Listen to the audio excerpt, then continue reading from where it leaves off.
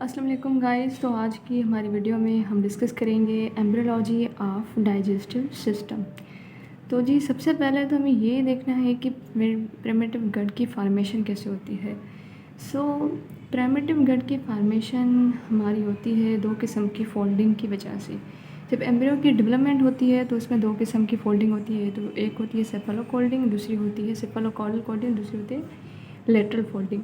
ठीक है, इन दोनों फोल्डिंग्स की वजह से जो एंडोडर्म लेयर होता है वो हमारा क्या बनाता है, प्राइमेटिव गट बनाता है। क्या बनाता है? प्राइमेटिव गट।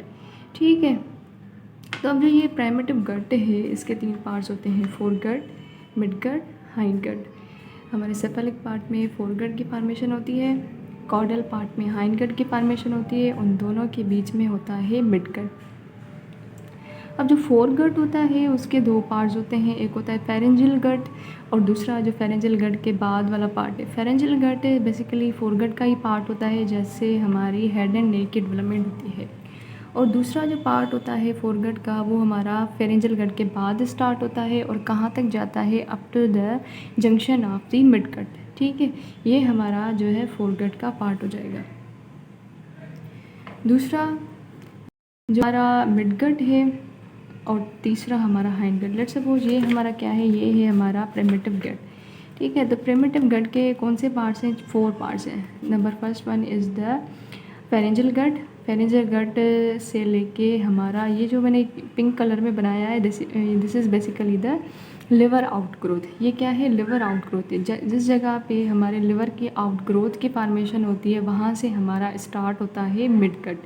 ठीक है, तो at the junction of the fore gut and the mid gut हमारे लिवर आउटग्रोथ की फॉर्मेशन होती है। ठीक है, तो ये जो फोर गट है इस फोर गट के दो पार्ट्स हैं। This one is the pharyngeal gut जहाँ से हमारे हेड एंड नेक की डेवलपमेंट होगी, और ये है रिमेनिंग पार्ट जहाँ से हमारा इसोफेगस हो गया, स्टमक हो गया और ड्यूडिनम का हाफ पार्ट, ये हमारे सारे फोर गट में आ जाएंगे। ठीक है, तो ये जो हमने स्टार्टिंग में लिखा हुआ है, तो ये जो प्रिमिटिव गट होता है ये स्टार्टिंग कहाँ से होती है उसकी, और वो फेरेंजियल मेम्ब्रेन से, ख़त्म कहाँ पे होता है? क्लोएकल मेम्ब्रेन से। ठीक है, तो ओरोफेरेंजियल मेम्ब्रेन से लेके at the junction of the fore gut and mid gut जहाँ पे लिवर आउटग्रोथ की फॉर्मेशन होती है, इस पार्ट को हम क्या कहते हैं? इस पार्ट को हम कहते हैं फोर गट। ठीक है, देन मिड गट। और मिड गट कहाँ तक जाता है? हमारे जो ट्रांसवर्स कोलान होता है उस ट्रांसवर्स कोलान के दो पार्ट्स होते हैं, proximal two third and distal one third. तो प्रॉक्सिमल टू थर्ड जो होता है that is a part of mid gut, distal one third that is a part of hind gut. ठीक है, तो प्रॉक्सिमल टू थर्ड और वन थर्ड का जो जंक्शन है वहाँ तक हमारा जाता है mid gut and then final part is the hind gut. ठीक है, ये हमारा हो गया प्रिमिटिव गट। तो इस प्रिमिटिव गट को जो एपिथेलियल लाइनिंग देता है वो कौन देता है? एंडोडर्म देता है। बाकी जो मसल्स होती हैं, कनेक्टिव टिश्यू होता है, पेरिटोनियम होता है, इनकी फॉर्मेशन कहाँ से होती है? मेसोडर्म से होती है। अब मीजेंट्री क्या होती है? यूजुअली हम कहते हैं कि वेंट्रल मीजेंट्री, डॉर्सल मीजेंट्री। तो ये मीजेंट्री क्या है? तो मीजेंट्री कुछ नहीं है, सिंपल है बिल्कुल। मीजेंट्री का मतलब है फोल्ड ऑफ पेरिटोनियम। ठीक है, तो ये क्या है मैंने आपको समझाने के लिए एक डायग्राम ड्रा की है। ये हमारा गट ट्यूब है।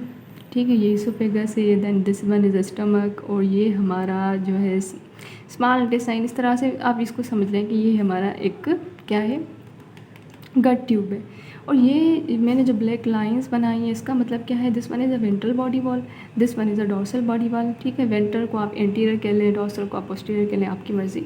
तो एक पेरिटोनियम का फोल्ड होता है जो क्या करता है? इस गट ट्यूब को वेंट्रल बॉडी वॉल के साथ कनेक्ट करता है। उसको हम क्या कहते हैं? उसको हम कहते हैं ventral mesentery. So what is ventral mesentery? Ventral mesentery is a fold of peritoneum जो किसको कनेक्ट करता है? हमारे गट ट्यूब को वेंट्रल बॉडी वॉल के साथ कनेक्ट करता है। ठीक है, और डॉर्सल मीजेंट्री क्या है? अगर हमारा गट ट्यूब जो है वो डॉर्सल बॉडी वॉल के साथ कनेक्टेड है तो उसको हम क्या कहेंगे? डॉर्सल मीजेंट्री कहेंगे। लेकिन यहाँ पे आप देख सकते हैं कि वेंट्रल मीजेंट्री मैंने कितनी छोटी बनाई है, डॉर्सल मीजेंट्री मैंने कितनी बड़ी बनाई है। पूरा जो येलो कलर है वो क्या शो कर रहा है? डॉर्सल मीजेंट्री को शो कर रहा है। तो असल में ये जो वेंट्रल मीजेंट्री होती है इसकी ओरिजिनेशन ही जब होती है, जब ये नई नई ओरिजिनेट होती है तभी ये थोड़े पार्ट तक महदूद होती है। ठीक है, ये सिर्फ हमारा टर्मिनल पार्ट ऑफ ईसोफेगस, ये जो हमारे मैंने ईसोफेगस बनाया है इसका टर्मिनल पार्ट, स्टमक और प्रॉक्सिमल ड्यूडिनम, सिर्फ इन पार्ट्स को कनेक्ट करती है। लेकिन शुरू में जब डॉर्सल मीजेंट्री की फॉर्मेशन होती है तो वो काफ़ी बड़ी होती है, पूरे गट ट्यूब को पोस्टीरियर एब्डोमिनल वाल के साथ कनेक्ट करती है। तो इस वजह से वेंट्रल मीजेंट्री जो है बिल्कुल छोटी बनाई है और डॉर्सल मीजेंट्री जो है बिल्कुल बड़ी। फिर क्या होता है कि आहिस्ता-आहिस्ता ये जो मैंने येलो कलर में पहले ये बिल्कुल कंटीन्यूअस कलर था, अब यहाँ पे मैंने क्या किए हैं कि सिर्फ़ सर्टेन पार्ट्स पे इसको बनाया हुआ है। तो असल में ये मैंने क्यों किया है, क्योंकि जैसे-जैसे हमारे गट की डेवलपमेंट होती है तो पहले जो डॉर्सल मेसेंट्री जो कम्प्लीटली हमारे गट को पोस्टीरियर एब्डोमिनल वॉल के साथ कनेक्ट कर रही थी, वो जो होती है वो सर्टेन पार्ट्स तक महदूद हो जाती है। जैसे वो स्टमक को कनेक्ट करती है, स्मॉल इंटेस्टाइन के जेजुनम इलियम को कनेक्ट करती है, कोलान को कनेक्ट करती है, कोलान के भी कुछ पार्ट्स को कनेक्ट करती है, ठीक है। तो बाद में ये जो मेसेंट्री होती है ये जो है रिड्यूस हो जाती है, ठीक है। फिर हम उस मेसेंट्री को अलग अलग नाम देते हैं, डिपेंड करता है कि कौन सा पार्ट है। लेट्स सपोज अगर स्टमक है तो जो पार्ट डॉर्सल मेसेंट्री का स्टमक पे आएगा उसको हम कहेंगे डॉर्सल मीज़ोगैस्ट्रियम। गैस्ट्रियम वर्ड का मतलब होता है स्टमक, जहाँ पे भी वर्ड गैस्ट्रियम होगा हम समझ लेंगे दैट इज़ स्टमक, ठीक है। यहाँ पे आप देख सकते हैं ये इंटेस्टाइन है, तो इंटेस्टाइन में हमने पढ़ा था 3 पार्ट्स होते हैं, ड्यूडिनम, जेजुनम, इलियम।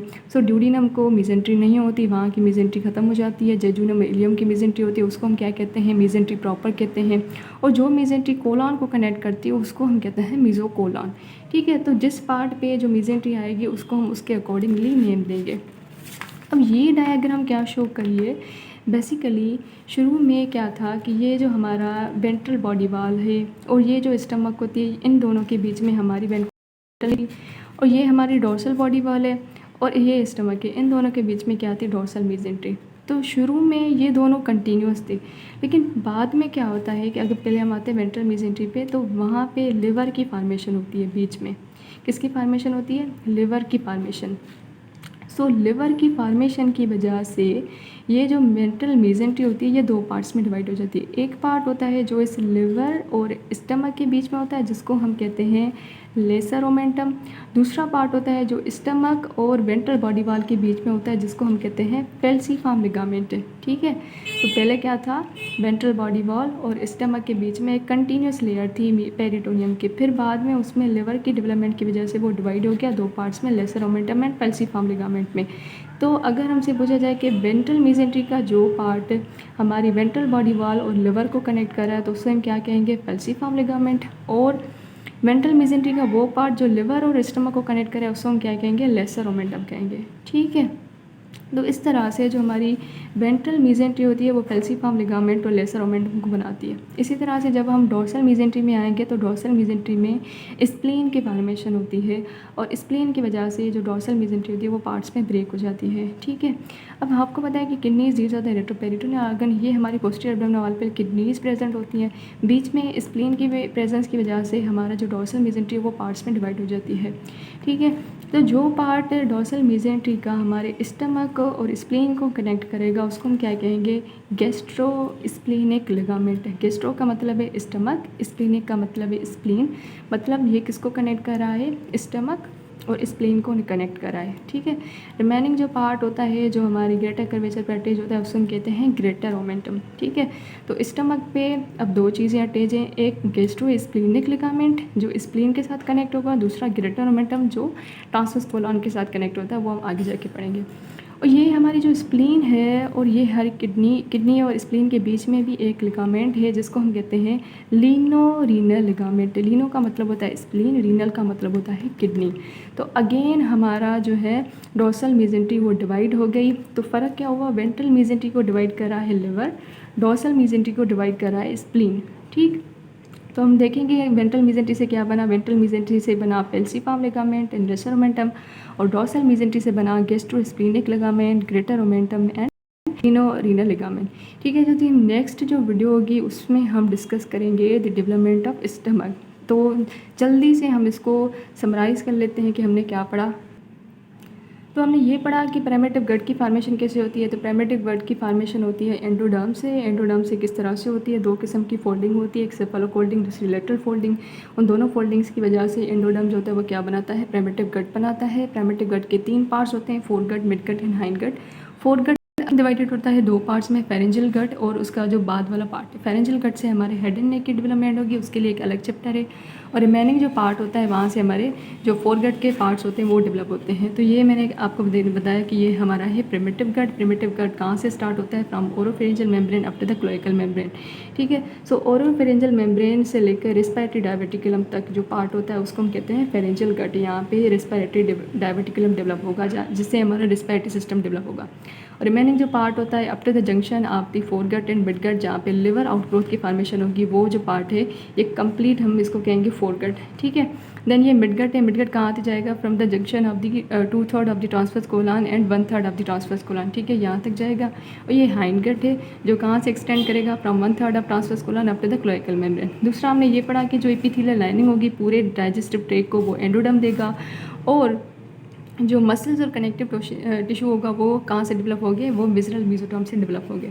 फिर हमने पढ़ा था मेसेंट्री। मेसेंट्री का कॉन्सेप्ट क्या था कि गट ट्यूब जो होता है वो हमारी ventral body wall as well as dorsal body wall दोनों के साथ कनेक्टेड होता है पेरिटोनियम के थ्रू। तो जो पेरिटोनियम हमारी वेंट्रल बॉडी वॉल और गट ट्यूब को कनेक्ट करती है उसको हम कहते हैं वेंट्रल मेसेंट्री, और जो पेरिटोनियम हमारे गट ट्यूब और डॉर्सल बॉडी वॉल को कनेक्ट करेगी उससे हम कहेंगे डॉर्सल मेसेंट्री। फिर हमने ये पढ़ा था कि जो वेंट्रल मेसेंट्री होती है वो सिर्फ terminal part of oesophagus, stomach और ड्यूडिनम को कनेक्ट करती है, और जो डॉर्सल बॉडी वॉल होती है जिसको डॉर्सल मेसेंट्री के थ्रू कनेक्ट किया जाता है, तो डॉर्सल मेसेंट्री फिर जो होती है रिड्यूस होती है। ठीक है, सिर्फ सर्टेन पार्ट्स पर लिमिट रहती है, जैसे स्टमक हो गया, स्मॉल इंटेस्टाइन का जेजुनम इलियम हो गया, कोलन हो गया। ठीक, फिर हमने ये पढ़ा था कि वेंट्रल मेसेंट्री में लिवर की डेवलपमेंट होती है जिसकी वजह से वेंट्रल मेसेंट्री डिवाइड हो जाती है लेसर ओमेंटम और फेल्सिफॉर्म लिगामेंट में, और डॉर्सल मेसेंट्री में स्प्लीन की डेवलपमेंट होती है जिसकी वजह से वो डिवाइड हो जाती है गैस्ट्रोस्प्लीनिक और लीनोरीनल लिगामेंट में। ठीक है, so thank you. Next video में हम स्टमक की डेवलपमेंट का स्टार्ट करेंगे।